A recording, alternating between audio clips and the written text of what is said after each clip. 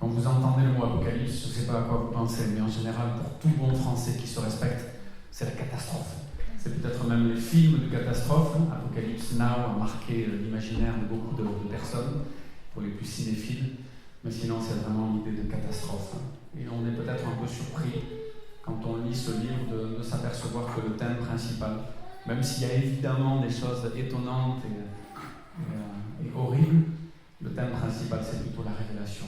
Et c'est plutôt Jésus, le Christ. Je vous invite à écouter ces paroles au début de ce livre. Révélation de Jésus-Christ. Dieu la lui a donnée pour montrer à ses serviteurs ce qui doit arriver bientôt. Et l'a fait connaître en envoyant son ange à son serviteur Jean. Voilà, l'Apocalypse, c'est ça. C'est la révélation que Jésus-Christ a donnée à l'apôtre Jean par l'intermédiaire d'un ange. Celui-ci l'a attesté, tout ce qu'il a vu est la parole de Dieu et le témoignage de Jésus-Christ.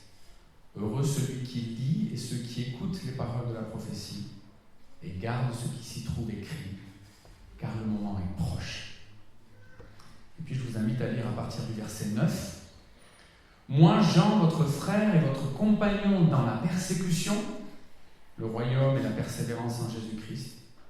J'étais dans l'île appelée Patmos à cause de la parole de Dieu et du témoignage de Jésus-Christ. On pense que Jean était prisonnier dans l'île de Patmos parce qu'il était persécuté. Je fus saisi par l'Esprit le jour du Seigneur et j'entendis derrière moi une voix forte comme le son d'une trompette. Vous connaissez peut-être des gens qui parlent fort comme ça, et quand ils parlent, on a l'impression que c'est des trompettes. Mais là, ça devait être quelque chose de vraiment impressionnant. Cette voix disait « Ce que tu vois, écris-le dans un livre. Envoie-le aux 7 églises, à Éphèse, à Smyrne, à Pergame, à Thyatire, à Sardes, à Philadelphie et à Laodicée. » Je me retournai pour savoir quelle était la voix qui me parlait. M'étant donc retourné, je vis 7 chandeliers d'or. Essayez d'imaginer, quand Jean se retourne et qu'il entend cette voix, ce qu'il voit est extraordinaire. 7 chandeliers d'or. Et au milieu des 7 chandeliers, quelqu'un qui ressemblait à un fils d'homme. Il était habillé d'une longue robe et portait une écharpe en or sur la poitrine. Sa tête et ses cheveux étaient blancs comme de la laine blanche, comme de la neige. Ses yeux étaient comme une flamme de feu. Ses pieds étaient semblables à du bronze ardent, comme s'ils avaient été embrasés dans une fournaise, et sa voix ressemblait au bruit des grandes eaux. Il tenait dans sa main droite 7 étoiles. De sa bouche sortait une épée aiguë à 2 tranchants, et son visage était comme le soleil lorsqu'il brille dans toute sa force. Quand je le vis, je tombai à ses pieds comme mort. Il posa alors sa main droite sur moi en me disant « N'aie pas peur, je suis le premier et le dernier, le vivant. J'étais mort et voici je suis vivant au siècle des siècles. Je détiens les clés de la mort et du séjour des morts. Écris donc ce que tu as vu, ce qui est et ce qui doit arriver ensuite. Quant au mystère des 7 étoiles que tu as vu dans ma main droite et des 7 chandeliers d'or, le voici. Les 7 étoiles sont les anges des 7 églises et les 7 chandeliers sont les 7 églises. » Et je vous invite à la prière. Seigneur, nous te remercions pour ces paroles incroyables. Nous te remercions pour ces visions que tu as données à l'apôtre Jean. Nous te remercions d'être venu jusqu'à nous. Et nous te demandons, Seigneur, de nous éclairer, de nous donner ton esprit, ou de renouveler en nous ton esprit, ton intelligence, pour que nous puissions être attentifs, concentrés, et pour que nous puissions entendre ce que tu as à nous dire ce matin encore. Amen. Au risque de vous décevoir, je ne vais pas vraiment faire un commentaire détaillé de ce grand chapitre et de cette vision extraordinaire de Jésus-Christ. Et au risque de vous étonner, je vais mettre en fait cette vision de Jésus-Christ en parallèle avec ce qui a été écrit sur le mur de notre église la semaine dernière. Vous êtes certainement au courant, on est même passé sur BFM TV et sur CNews, l'église réformée évangélique de Toulouse vandalisée. Et pendant que les journalistes parlaient de crimes racistes en Allemagne, eh bien, il y avait l'image de l'église réformée évangélique de Toulouse avec cette inscription rouge que vous avez vue ou pas. À bas l'État, les curés et les bourgeois. Je vous avoue que lorsque j'ai lu cette inscription en rouge sur la façade avec une tête de petit diable, d'ailleurs un visage sympathique avec des petites cornes, Eh bien, c'était quand même une grande surprise. Ce sont les musiciens qui répétaient avec moi, qui m'ont dit « Mais tu as vu, la façade de l'église a été taguée. » Ah bon ? Et je dois vous avouer que ma première réaction, bizarrement, c'était un peu d'amusement. Je trouvais, en tout cas ma première impression, c'est qu'ils s'étaient un peu trompés de cible. Et en disant « Ah bah l'État, les curés et les bourgeois », je me disais « Mais pourquoi est-ce qu'ils ont écrit ça sur le mur de notre église ? Notre église réformée évangélique, notre église protestante, qui normalement ne devrait pas être connue comme une église qui est au service de l'État, comme une église de curés et comme une église de bourgeois. » Et d'ailleurs, il y a eu certaines réactions sur Internet. Vous savez, c'est ce qui nous échappe. Et c'est la seconde chose qui m'a impressionné. Sans que nous n'ayons vraiment réagi, eh bien, la photo a rapidement circulé sur Internet. Et il y a eu des commentaires des églises persécutées en France. Et puis des gens qui ont réagi quand même en disant « Mais c'est un peu drôle. » Si ceux qui ont écrit cette parole avaient réfléchi, ils auraient compris qu'enfin, franchement, l'Église protestante n'est pas vraiment connue pour être au service de l'État, ou en tout cas pour suivre aveuglément ce que dit l'État, le gouvernement, les gouvernements. Une Église protestante, c'est une Église où il n'y a pas vraiment de curé, même si nous avons beaucoup de sympathie pour nos frères catholiques. Une Église protestante, souvent, peut-être une Église bourgeoise, mais c'est une Église où se mélangent les milieux sociaux et où il y a beaucoup de pauvres et de gens en difficulté qui ont trouvé dans l'Église un soutien réel, pas seulement de l'amour en parole, mais de l'amour en acte. Ce matin, je voudrais m'adresser à vous, mais je voudrais m'adresser aussi à ceux qui ont tagué notre Église. Je voudrais m'adresser à eux, en fait, pour leur dire que je crois qu'ils se sont trompés de cible.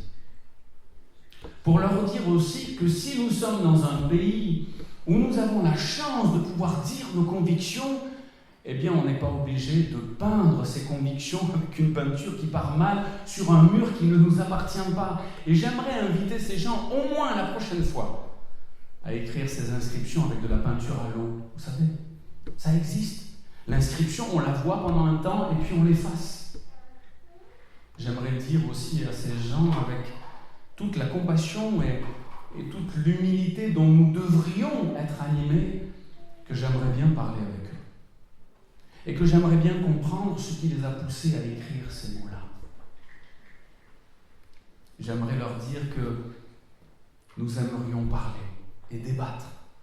Et nous aimerions comprendre pourquoi ils ont assimilé notre Église à l'État, aux curés et aux bourgeois. Et qu'est-ce qui se cache derrière ces mots qu'ils ont écrits. Et vous savez, peut-être que si on faisait une petite enquête, on se dirait, tiens, dans ce graffiti, il n'y avait pas de faute d'orthographe. C'est rare quand même. Il y avait même un accent sur le A, Abba avec un accent. Des gens qui savent écrire, qui ont pris le soin d'écrire, sans faute. Mais qui quand même ont, je crois, commis de graves fautes. D'abord, c'est contre la loi d'écrire avec de la peinture sur un mur qui ne nous appartient pas, une peinture qui ne s'enlève pas. Et puis ils se sont trompés.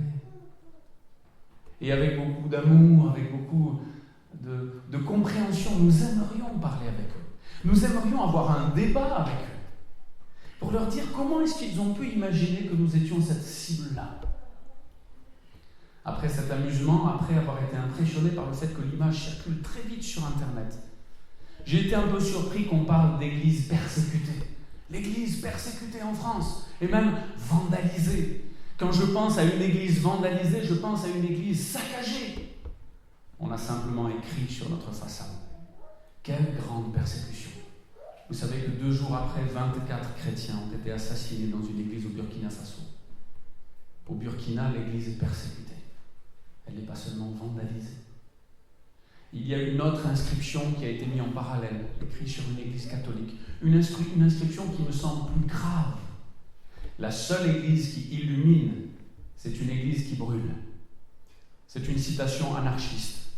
Et quand on lit ça quand même sur le mur de son église, on est frappé par la violence de ses propos.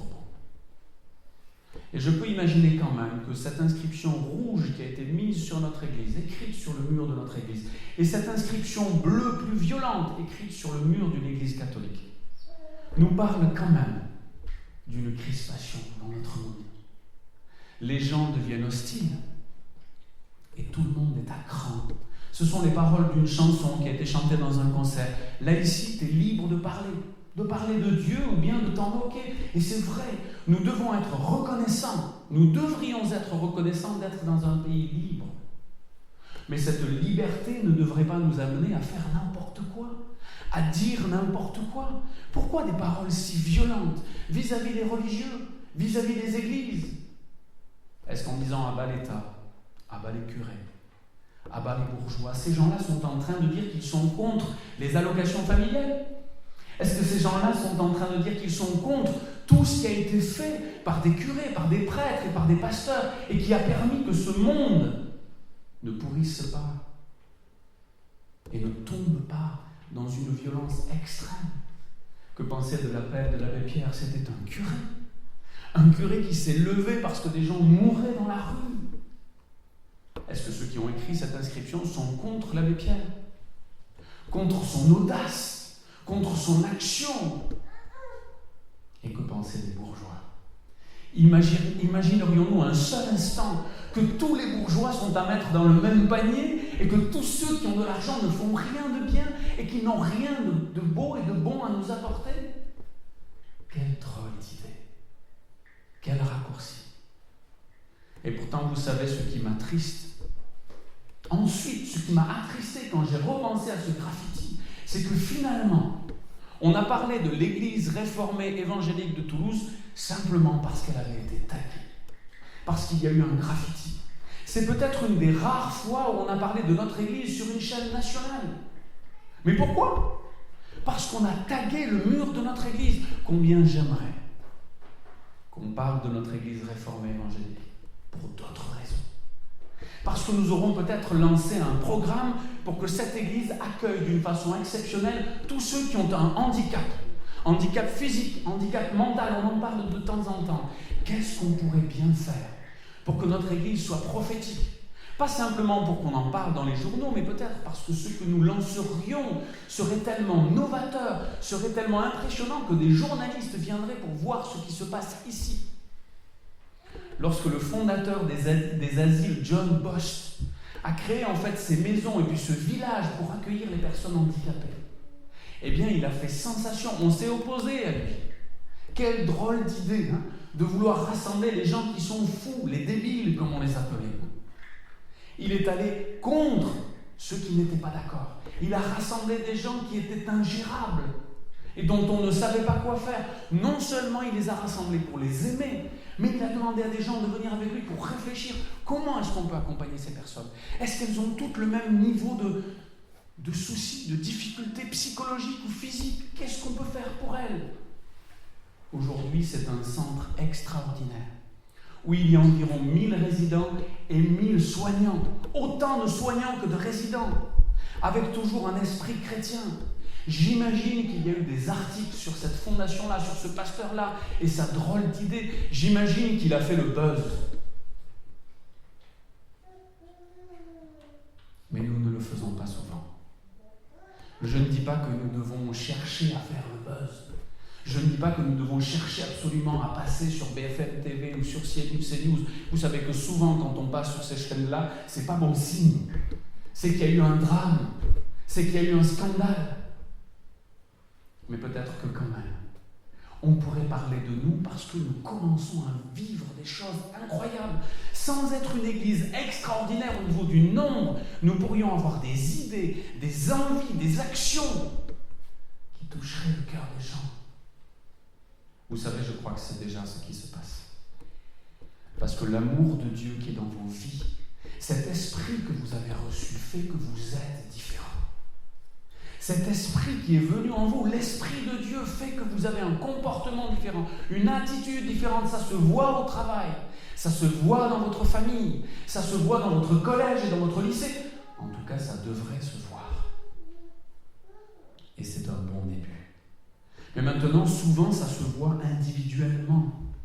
Ce qui manque peut-être, c'est que quelque chose se voit collectivement.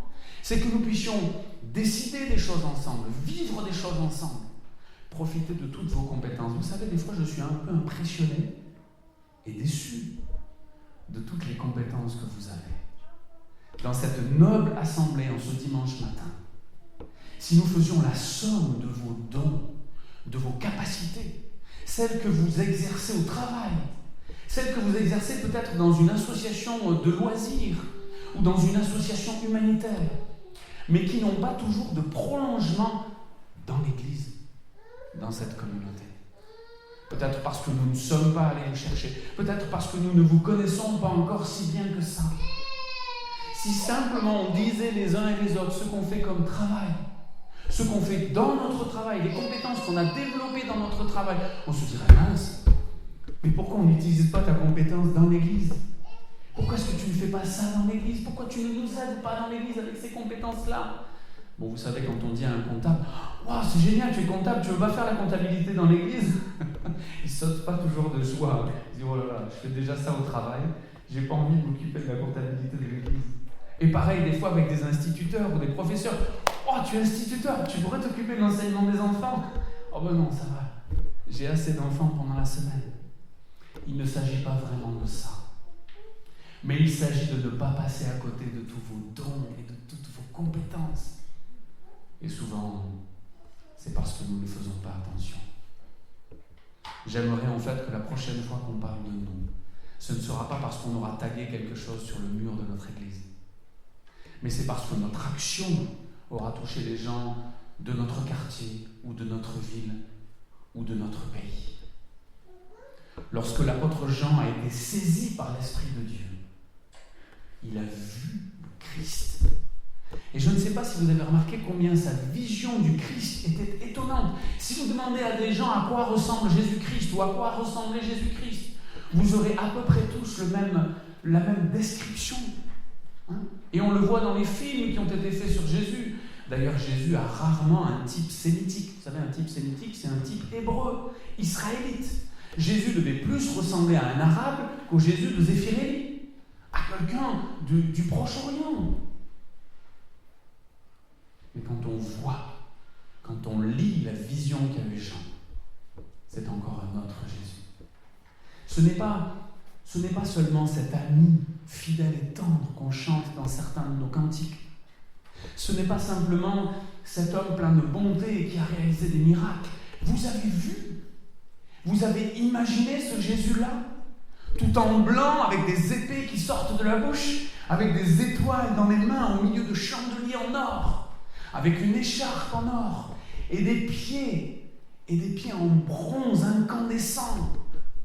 Quelle image glorieuse!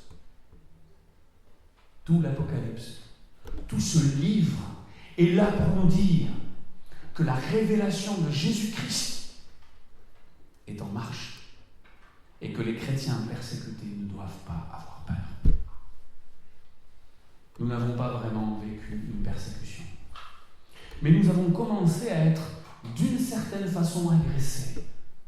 On s'est moqué de nous, on s'est trompé sur nous, on a écrit sur notre mur. C'est un bon début. Je ne dis pas ça pour encourager tous ceux qui voudraient écrire sur notre mur ou sur les murs des églises, mais je dis ça parce que nous avons été avertis. Si nous vivons la vérité, si nous vivons l'amour, nous serons persécutés. Nous rencontrerons l'opposition. Nous ne nous réjouissons pas de rencontrer l'opposition, la persécution. Nous ne nous réjouissons pas de voir des graffitis sur le mur de notre église. Mais lorsque ces persécutions arrivent, lorsque ces oppositions arrivent, c'est bien souvent parce que nous sommes fidèles, parce que nous sommes courageux, parce que nous agissons, parce que nous réagissons, parce que nous dénonçons l'injustice, parce que nous voyons le Christ en gloire, parce que nous ne nous décourageons pas. 24 chrétiens ont été assassinés dans leur église pendant le culte. Le pasteur et plusieurs membres d'église ont été enlevés. Quel drame! Et aujourd'hui, dans notre pays, il y a des gens en fait qui s'opposent idéologiquement à la religion dans son enseignement, à l'islam, à la chrétienté, et qui s'y opposent de façon violente, idéologiquement, mais avec des actions aussi. Ils veulent critiquer la religion. Ils veulent faire croire que la religion doit rester dans le domaine du privé. Ils veulent faire croire que la religion est toujours synonyme de violence. Ils nous dénigrent, ils nous méprisent. Et nous devons les aimer. Et nous devons essayer d'entrer en relation avec eux. Et nous devons essayer de les comprendre. Qu'est-ce que nous avons manqué pour qu'ils pensent ça de nous? Qu'est-ce que nous n'avons pas su dire pour qu'ils écrivent sur le mur de notre petite église à bas l'état, les curés et les bourgeois? Nous avons manqué notre communication. Cela veut dire que les gens ne savent pas qui nous sommes. En France, les gens ne savent pas ce que c'est un protestant. Il y a des gens qui n'ont jamais rencontré et qui n'ont jamais discuté avec un protestant. Ils ne savent pas ce que c'est. Évidemment, nous sommes peu nombreux. Mais souvent aussi, nous parlons peu. Nous avons une sorte de complexe d'infériorité. Et puis on nous dit que la religion, il ne faut pas trop en parler. Et puis on nous dit que les symboles religieux, il ne faut pas trop les porter, à l'école non plus. Nous avons une vraie responsabilité de porter cet amour du Christ dans ce monde où Dieu nous a placés, dans ce monde difficile, dans ce monde violent. Mais nous devons porter cet amour et le porter de façon concrète, le porter de façon courageuse. J'espère et je prie pour que dans quelques temps, on parle de l'Église réformée évangélique, non plus comme l'Église qui a été vandalisée, mais comme l'Église qui a un projet extraordinaire, avec une association extraordinaire, Écoute et Solidarité Protestante, qui va vivre son assemblée générale cet après-midi, avec des projets qui parfois ne font pas la une des journaux, mais qui changent le monde. Il y a de l'argent qui est donné par-ci, par-là, pour que des missionnaires travaillent en Haïti. Nous voulons aussi nous soucier les uns des autres. Nous voudrions le faire de plus en plus pour que les gens de l'Église qui vivent des difficultés financières ou des difficultés sociales ne restent pas seuls, pour qu'ils osent demander de l'aide. Pour que les gens qui sont en train de sombrer, ne sombrent pas tout seuls sans qu'on ne l'apprenne. Alors là, même si nous ne faisons pas tout de suite le buzz médiatique, nous serons en train de réjouir le cœur de notre Père. Nous serons en train de ne pas oublier que ce Jésus, qui est venu sur terre, qui a prêché, qui a guéri les malades pendant 3 ans, et qui est mort, nous n'oublierons pas que ce Jésus est ressuscité, qu'il est glorieux et qu'il est vivant. Vous savez, c'est ce qu'il dit dans sa vision. Je suis le vivant. Celui qui est mort et qui est revenu à la vie. Celui qui devrait renouveler nos forces et notre courage. Je ne sais pas dans quel état vous êtes aujourd'hui. Je ne sais pas si vous êtes découragés. Vous savez qu'il y a des gens aujourd'hui qui s'inquiètent tellement de la situation de notre monde qu'ils sont ce que nous appelons des survivalistes. Vous connaissez les survivalistes? Ils sont en train de se préparer en fait à la fin du monde. Ils achètent des choses, ils les mettent dans leur maison, ils ont un coffre-fort dans leur maison et puis ils préparent un petit jardin comme ça, si jamais il y a une catastrophe, ils auront leurs propres légumes et ils s'en sortiront alors que nous, on ne pourra plus rien faire. Ils commencent à vivre en apprenant à vivre sans l'électricité parce que l'électricité va disparaître, c'est sûr. Vous savez, on ne devrait pas se moquer trop vite de ces gens-là. Nous, chrétiens, nous ne pouvons pas sombrer dans la peur. Et nous ne devrions pas être surpris qu'un jour la fin du monde arrive. Nous le savons. Mais nous devons entendre la douleur et la crainte excessive de ces gens-là, qui se disent qu'ils doivent se préparer parce que ce monde est en train d'exploser. Nous devrions être près d'eux. Nous devrions aussi quand même réfléchir à tout ce qui est superflu dans nos vies. Évidemment, avec les survivalistes et avec les minimalistes, vous savez, ceux qui vivent avec le minimum vital, parce qu'il y a tellement de choses qui sont superflues. Comprendre ces gens-là, entrer en relation avec eux, les aimer de la part de Dieu, pour les aider à comprendre que nous ne sommes pas ce qu'ils pensent de nous, pour répondre honnêtement à leurs questions honnêtes. Pendant la tournée ou les différents concerts que nous avons pu donner, un jour quelqu'un m'a dit « Mais comment croire en Dieu? Si Dieu existait, il n'y aurait pas tout ce mal. » Et je voudrais terminer là-dessus avec cette histoire de ce joueur de tennis que vous connaissez peut-être. C'est pour les plus âgés, Arthur Ashe. C'était le premier grand champion de tennis de couleur noire. Et cet homme, qui a été un joueur de tennis extraordinaire, qui a gagné de nombreux titres, est mort en fait du sida. Et quand à la fin de sa vie, quelqu'un lui a posé la question, il lui a dit « Mais Arthur, pourquoi est-ce que Dieu a permis que tu aies cette maladie et que tu meurs de cette maladie ?» Et la réponse d'Arthur H, que vous avez peut-être lu sur Internet ces derniers temps, je l'ai trouvée belle et profonde.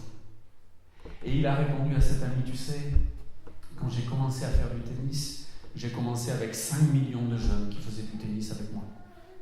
En même temps que moi, il y a eu 5 millions d'enfants qui ont appris le tennis. Il y en a quelques milliers qui sont arrivés à un très bon niveau et qui ont commencé à faire des tournois et à être connus. Et puis il y a eu une grande finale où il y avait 2 joueurs de tennis et il y en a un seul qui a gagné. Et c'était moi. Et à ce moment-là, je n'ai pas demandé à Dieu pourquoi j'avais gagné. Si Dieu existe, pourquoi le mal? Pourquoi ma souffrance? Mais si Dieu n'existe pas, pourquoi le bien? Pourquoi est-ce que Dieu permet qu'il y ait des choses extraordinaires? Et pourquoi nous nous posons la question de Dieu simplement quand ça ne va pas? Nous devons répondre honnêtement aux gens qui nous posent des questions honnêtes. Nous ne savons pas vraiment pourquoi Dieu a permis que le mal entre dans le monde, mais nous savons que ce sont les êtres humains qui se sont révoltés contre Dieu. Nous savons que ce mal va se terminer, mais nous savons aussi que nous devons lutter contre le mal. Nous savons que si Dieu n'a pas donné une réponse théorique à la question du mal, il a apporté une solution. Dieu n'est pas un spectateur qui regarde le mal. En Jésus-Christ, il est venu sur cette terre, il a souffert, il a été condamné à notre place, il est mort sur la croix, il a vécu le mal ultime. Être crucifié alors qu'on est innocent, porter la condamnation de l'humanité, cette humanité qui s'était révoltée contre Dieu, et dire maintenant, si vous croyez en moi, vous êtes délivrés de la condamnation. Et vous pouvez commencer à lutter efficacement contre le mal. Ce que Dieu nous demande, c'est de comprendre qu'il est la solution au mal, qu'il ne veut pas ce mal-là, et qu'il veut de chacun de nous pour commencer à faire diminuer ce mal et cette méchanceté qui sont en nous tous. Le mal est dans le cœur de ces personnes qui ont écrit « Abat l'État, les curés, les bourgeois ». Dans ces personnes-là, dans leur cœur, il y a aussi des mauvaises pensées. Il y a des choses qui sont mauvaises, mais le mal est aussi en nous. Nous, les chrétiens qui avons reçu Dieu, nous l'avons entendu ce matin, et qui pourtant encore de temps en temps faisons ce que nous ne voudrions pas faire. Mais pourtant, grâce à cet Esprit de Dieu, parce que nous avons cru qu'il y avait une solution au mal, quelque chose a changé. Nous pouvons regarder chaque matin, penser à ce Christ ressuscité, flamboyant, ce Sauveur qui est vivant et qui nous promet la vie éternelle. Et nous pouvons lutter contre le mal. Le mal sous toutes ses formes. Le mal en nous et le mal dans le monde. Dénoncer le mal et lutter contre le mal. Ce sera une façon de répondre à la question honnête que se posent certains. Mais si Dieu existe, pourquoi le mal? Si Dieu n'existait pas, il n'y aurait pas de bien. Et comme Dieu est venu sur terre pour nous sauver, il est venu donner une solution au mal. Et nous sommes là pour porter cette solution au monde. Nous ne sommes rien, mais Dieu veut nous utiliser. Que Dieu nous donne cette force. Et si nous avons la joie de rencontrer ceux qui écrivent des graffitis sur les murs des églises, j'espère que Dieu nous donnera beaucoup de sagesse, beaucoup d'amour. Nous ne sommes pas d'accord avec ce qu'ils ont fait. Nous ne sommes pas d'accord avec ce qu'ils ont dit, mais nous aimerions tellement parler avec eux. Nous aimerions tellement les rencontrer et leur parler de cette solution que Dieu nous a apportée sur un plateau, gracieusement, alors que nous ne méritions pas. Nous ne sommes pas ce qu'ils imaginent. Nous ne sommes pas extraordinaires, mais il y a un Dieu extraordinaire qui s'est révélé à nous et nous voulons vivre de